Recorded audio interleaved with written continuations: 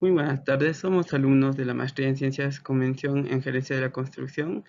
En esta ocasión vamos a exponer el tema de gestión de riesgos e incertidumbres de la construcción de proyectos aeroportuarios. Nuestro grupo está integrado por mi persona, Ronald Churata Hualpechoque, Jessica Juananco Casilla, Julio Richard Quispe Pérez y Álvaro Gonzalo Ramos Butrón. Nosotros somos el grupo 2 y a continuación expondremos los siguientes temas. Para la exposición, vamos a utilizar como referencia el aeropuerto de Hilo. Entonces vamos a evaluar tanto los riesgos como la incertidumbre de este. Presentamos primero la introducción, la identificación de riesgos, la gestión de riesgos, el plan de respuesta a los riesgos y finalmente conclusiones y recomendaciones.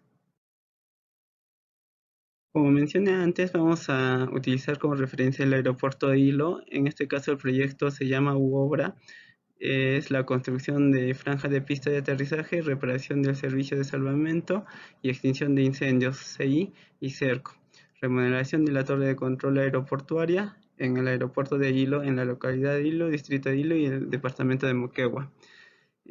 Como mencionaba antes, este proyecto tiene las metas que son la construcción de franja de aterrizaje y cerco perimétrico. Tiene también la meta de reparación del servicio de salvamento, de extinción de incendios, la meta de remodelación de la torre de control y la remodelación del terminal de pasajeros.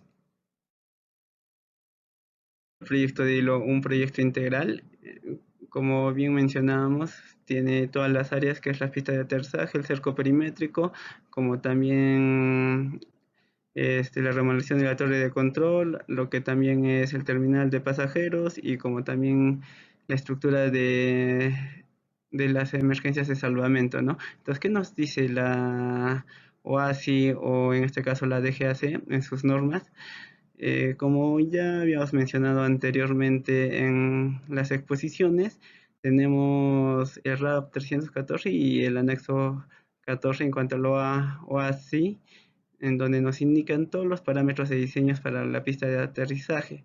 Sin embargo, también recordemos que el mayor riesgo que se puede tener en la construcción y luego en la operación de este tipo de aeropuertos es que la DGAC en caso de Perú certifique este proyecto y también como las operaciones después de la construcción.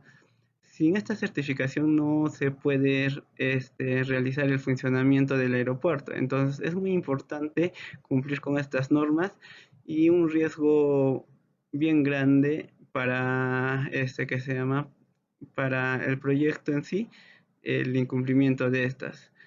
Es por eso que hemos venido evaluando tanto el diseño como la calidad y la ejecución del proyecto, las cuales se van a mostrar a continuación. Identificamos 22 riesgos. Una de ellas es riesgo a la gestión operativa y administrativa en la obra, que lo pusimos 50% de ocurrencias, impacto 100%, impacto por porcentaje de ocurrencias que nos da 50%. Otro es riesgo de encontrar suelo inconveniente de rellenos con características diferentes al diseño a profundidades de cimentación, que es 54.40%, y el impacto 90.30% que nos da 49.10%. Lo otro es deficiente de gestión operativa y administrativa en la obra, que le pusimos 50% por 87.60% que nos da a 43.80%. Otro riesgo a atraso por demora en la atención de consultas sobre ocurrencia de obra, que le pusimos 50% por 69.70% que nos da 34.80%. Otro es errores de omisiones o diferencias en los diseños según normativa vigente, que nos da 50%, que nos con un impacto de 64.70%, un impacto a 32.40%.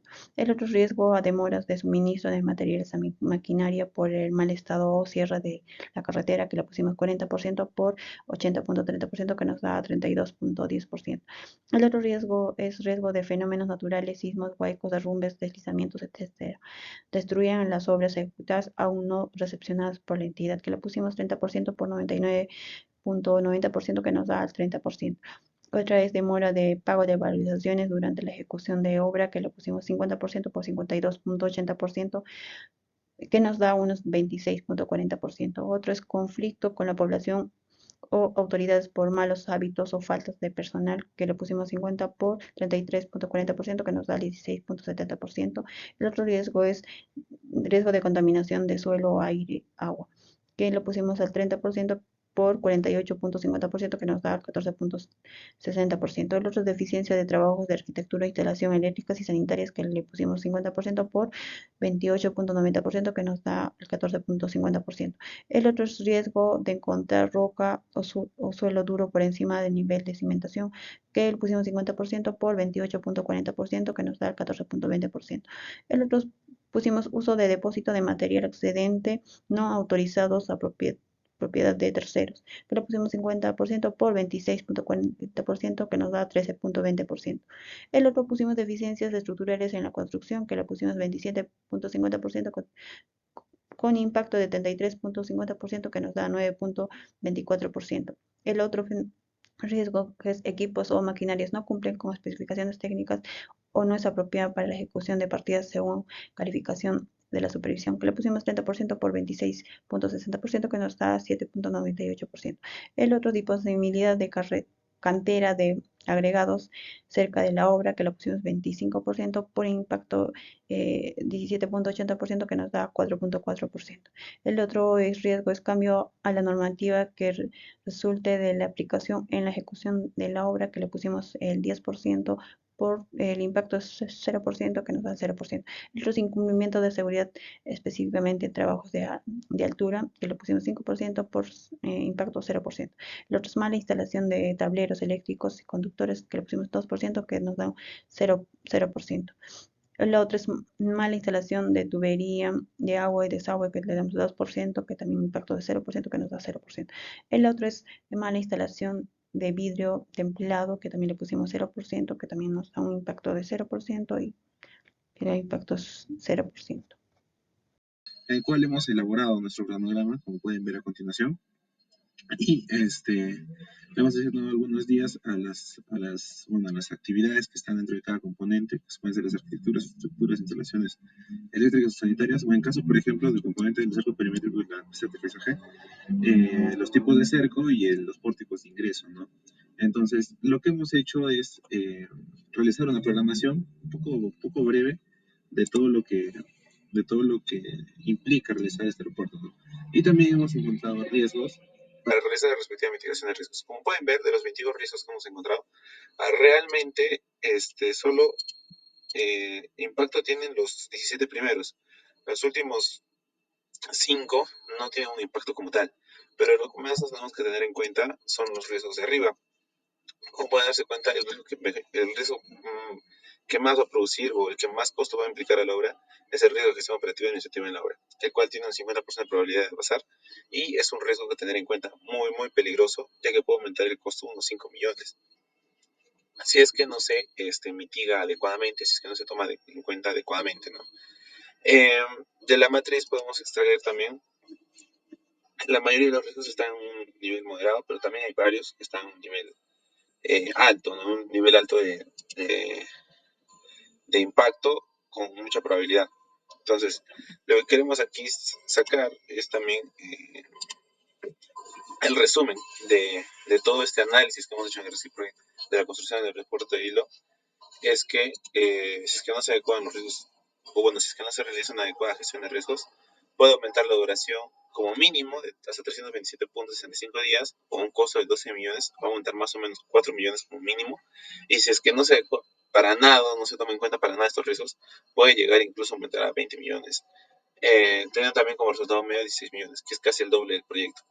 Por lo tanto, de todo nuestro análisis podemos decir que hay un 50% de probabilidades de que el costo sea menor que 16 millones, hay un 50% de probabilidades de que se termine antes del 14 de febrero de 2027, si es que tomamos en cuenta que el proyecto se va a iniciar el siguiente mes, entre comillas, y hay un 50% de probabilidad de que termine en menos de 450 días, lo cual es muy elevado para este tipo de proyecto, ¿no?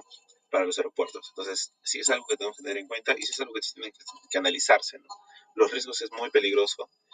Como pueden ver en nuestra curva, podemos aumentar los riesgos incluso hasta casi el doble de nuestro proyecto y la duración puede ser incluso también el doble. Entonces, eh, es muy peligroso y es importante tener en cuenta todos los riesgos que les estoy mencionando, ¿no?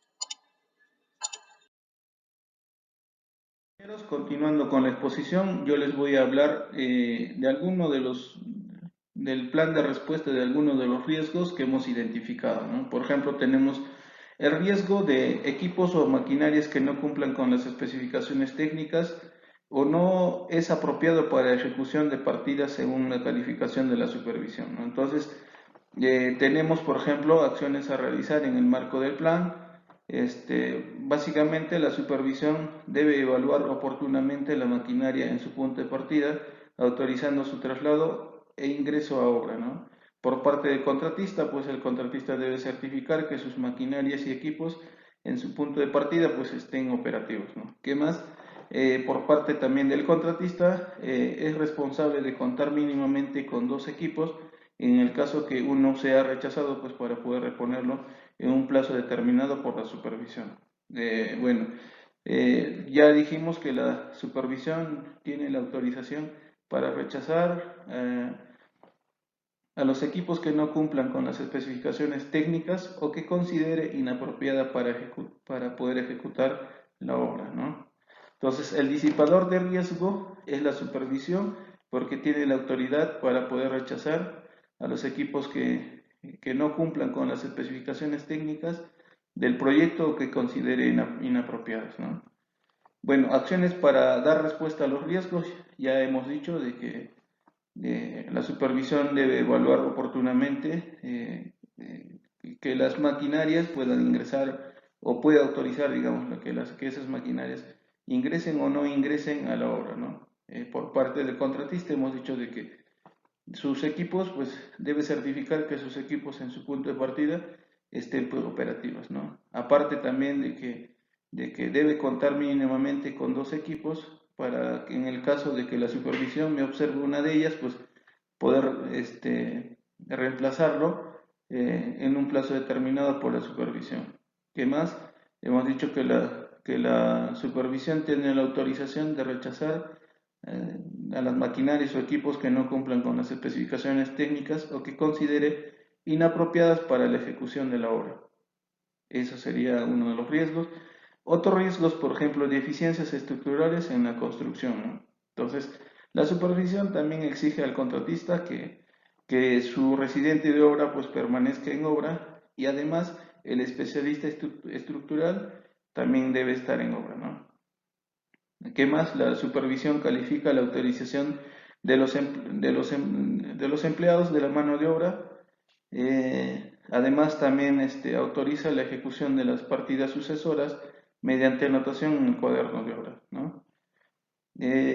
Bueno, por parte del contratista, pues a su costo debe efectuar las correcciones a satisfacción de la supervisión, proyectista o otro profesional en la especialidad por parte de la entidad, ¿no? Entonces, el disipador de riesgo es la supervisión u otro profesional de la especialidad de parte de la entidad que detecte deficiencias estructurales, ¿no?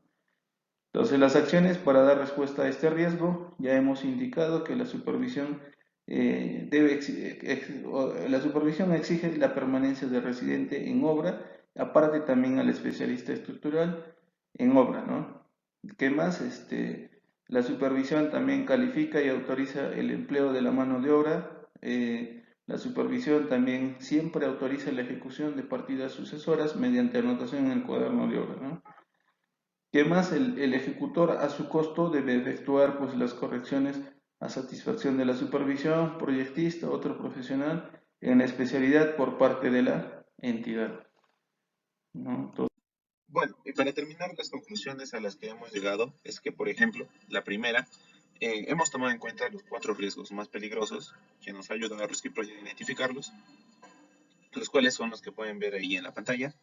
Y para nuestra segunda conclusión, hemos encontrado que si no se emitieran estos riesgos, se puede ascender a un total de 20 millones en el costo del proyecto, casi 21 millones, y llegar a durar un total de 590.68 días, en realidad 591 días, si es que no existe una adecuada mitigación de riesgos. Por lo tanto, en nuestra tercera conclusión llegamos a que la mitigación de riesgos sí significa un ahorro significativo para ese tipo de proyectos en general. Cuando hablamos de aeropuertos, la mitigación de riesgos y todo lo que hemos aprendido anteriormente con los anteriores videos, significa que es muy importante mitigar los riesgos para evitar un costo excesivo que puede llegar incluso a ser el doble de lo pactado originalmente en el proyecto. Y bueno, este es nuestro trabajo, este es el video en el cual explicamos nuestra mitigación de riesgos en todo el aeropuerto, ¿no? Muchas gracias por vernos y esperamos que les haya sido de mucha ayuda.